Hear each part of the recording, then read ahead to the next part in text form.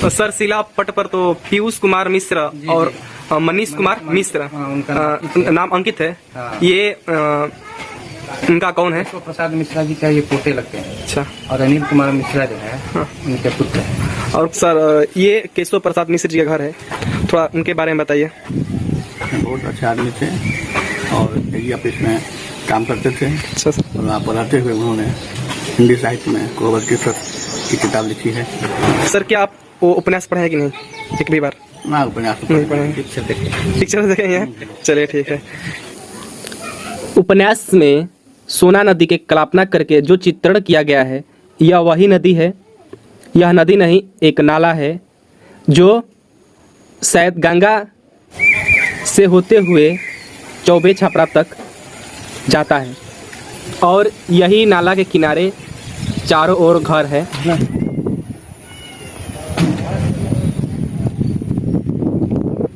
ऊपर की शर्त में 84 शब्द भी लिया गया है।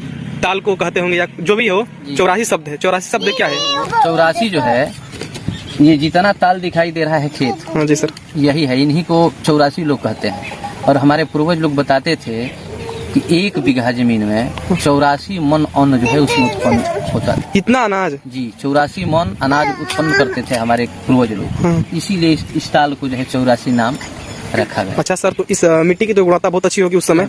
यह मिट्टी जो है काली मिट्टी है और हर साल बरसात आती थी। बरसात से जो है मिट्टी पलटी हो जाती थी। कीड़ा, जितने कीड़ा मकोड़ा थे सब पानी जो है दवा को उधर सरयू जी आती थी, इधर से गंगा जी, दोनों मिलती थी। अच्छा। अब तो चूंकि रुक चुका है, इधर भी सरकार रोक दिया, उधर भी रोक दिया है, दोनों तरफ रुक गया है। नहीं तो हम लोगों के सोजा, हम लोगों के सामने भी जो है मक्का का खेती नहीं होता था इसमें। अच्छा सर। लोग पलिहर जुतवाते थे, जुतवा करके खेत छोड़ देते थे। अच्छा सर। और जुतवा करके छोड़ देते थे, उसमें घास भूसा जमता था। लेकिन दूसरा फसल जो चना वगैरह गेहूं, देसीला गेहूं जो इसमें बोया जाता था तो गर्दन भर लगता था, इतना लगता था।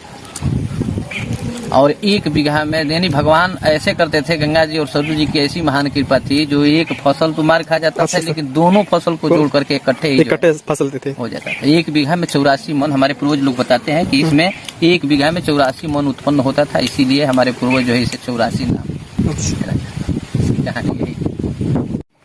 सर क्या उनको देखने का सौभाग्य आपको प्राप्त हुआ था? बिल्कुल, बुढ़ापे में देखे हैं। अच्छा। उनके पटीदार यही बगल में हमारे चैन मिश्रा जी, रुद्र मिश्रा जी, उनके भतीजे लगेंगे। उनके यहाँ बुढ़ापा में 1-2 बार आए हैं। बुढ़ापे हम देखे हैं। और बुढ़ापे में देखे हैं हमारे पिताजी पंडित सुरेश चंद्र दुबे जो है बनारस के पढ़े लिखे व्याकरणाचार्य थे और संस्कृत का मास्टर थे, अध्यापक। हमारे पिताजी साक्षात शाम का जनता, वो जब भी आते थे तो हमारे पिताजी के यहाँ भी आते थे, बैठते थे, बात विचार होता था क्योंकि कर्मकांडी थे। हमारे पिताजी भी अच्छे जानकार थे, कविता वगैरह लिखते थे। तो भाई लेखक को तो जमेगा। और दूसरा नंबर किया, हमारे पिताजी बनारस के पढ़े लिखे थे, व्याकरणाचार्य थे। कुछ कर्मकांड के भी संबंध में चर्चा उन दोनों लोगों में आपस में बैठ करते घंटों घंटे। उस परिवार से हमारे पिताजी को अच्छा खासा जमता। पूजा पाठ जो भी होता था, शादी विवाह जो भी होता था तो हमारे पिताजी के ही माध्यम से होता था। जो भी दिन तिलक, शादी या जो भी पूजा पाठ होता था तो वह परिवार हमारे पिताजी से विचार करते थे कि भाई कैसे होगा, किस तरीके से होगा। और दुबे जी आप ही को कराना था। तो हमने देखे थे, बुढ़ापे में देखे थे। उपन्यास में जो कुआं का वर्णन किया गया है वो कुआं भी है और ये जो बबुराइन का वर्णन किया गया है वो बबुराइन भी है। ये किसान प्याज लेकर घर जा रहे हैं और ये पुल है। कहानी के माध्यम से बताया गया है कि गांव के लोग पहले काफ़ी मिलनसार थे, क्योंकि जब गुंजा अपने दीदी के यहाँ आई थी और जब उसका विदाई हो रहा था तो उसका घर सहेलियों और आसपास के लड़कियों से भर गया था और उसे छोड़ने के लिए काफ़ी दूर तक लड़कियां और उसकी सहेली और बहुएं गई थी। उपन्यास में दोनों की शादी नहीं हो पाती है और फिल्म में शादी हो जाती है। यह फिल्मकार अच्छा किया है। नमस्कार सर। नमस्कार सर, आपके गांव में केशव प्रसाद मिश्र जी थे जो प्रसिद्ध उपन्यास कोहबर की शर्त लिखे थे, जिन पर 2 फिल्म बनी थी, नदिया की पार और हम हैं आपके कौन, और बहुत सी भोजपुरी फिल्म बनी है उसी के तर्ज पर। और वे जो है एक सुलझे और आज के ज़माने में अच्छे लेखक थे। अच्छा।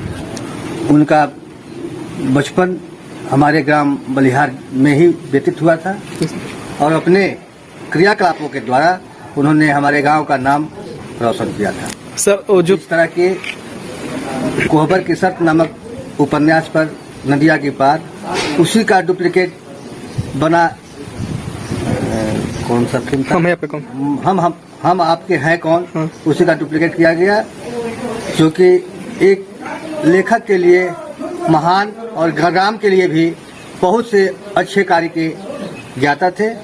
इस तरह के व्यक्तित्व बहुत कम लोगों में पाया जाता है। सर क्या आप बता सकते हैं उनका उपन्यास पढ़े थे कि नहीं?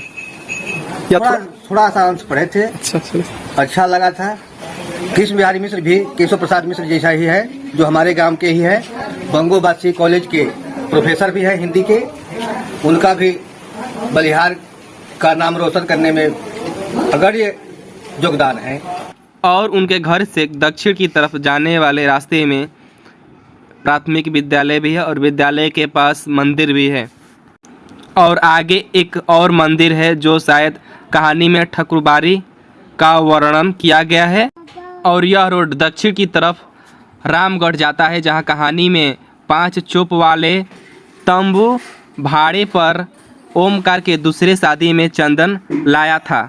और यह मंदिर का दृश्य है जो उपन्यास में कल्पना करके चित्रण किया गया है। और हम रामगढ़ भी जा रहे हैं और फिर रामगढ़ से लौटकर इसी तरह आएंगे।